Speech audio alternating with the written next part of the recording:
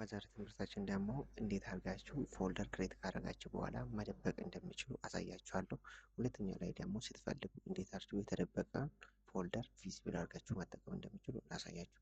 ይህን ለማድረግ ባለው ቦታ ላይ ትመጣላችሁ። ራይት ክሊክ፣ ከዛ ኒው፣ ከዛ ፎልደር። እዚህ ጋር ምን ትላላችሁ? ሃይድ ፎልደር እንላለን። ከዛም በኋላ ፎልደሩ ላይ ምን እለዋለሁ? ራይት ክሊክ፣ ከዛም በኋላ ፕሮፐርቲ፣ ከዛም በኋላ እዚች ጋር ሃይደን የምትላለች እሷን ቼክ አደርግና ማለት ቲክ አድርጌው አፕ ላይ ኦኬ እላለሁ። አሁን ሙሉ በሙሉ ሃይድ ባያደርግም ትንሽዬ ሃይድ አድርጎታል። ይሄ ደግሞ ምን እናደርጋለን መሰላችሁ? ወደ ኮንትሮል ፓናል እንሄድና ኮንትሮል ፓናል ውስጥ እንገባና ወደዚህ እንዲቀይራላችሁ ይችን ካቴጎሪ ከካቴጎሪ ወደ ስሞል አይከን ትቀይራላችሁ። ከዛም በኋላ እዚህ ጋር ምን የምትላለች? ፋይል ኦፕሽን የምትላለች ማለት ነው። መጀመሪያ ይሄን ካልቀየራችሁ ካቴጎሪ እንደዚህ ነው የምታገኙት።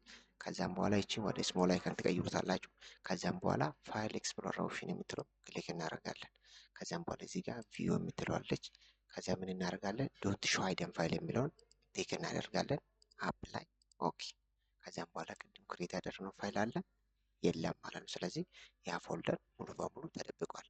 አሁን ደግሞ እንዴት አድርጋችሁ ያን ፎልደር መመለስ እንደሚችሉ ላሳያችሁ።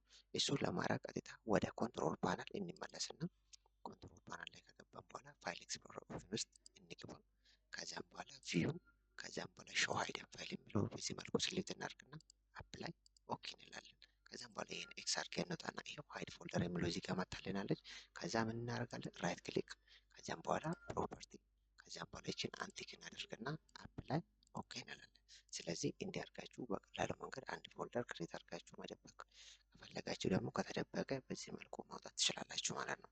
ቪዲዮ ከተመቻችሁ ላይክ እና ሼር አድርጉት። ለዚህ ቻናል አዲስ ከሆናችሁ ደግሞ ቻናሉን ሰብስክራይብ በማድረግ ሰፖርት አድርጉኝ።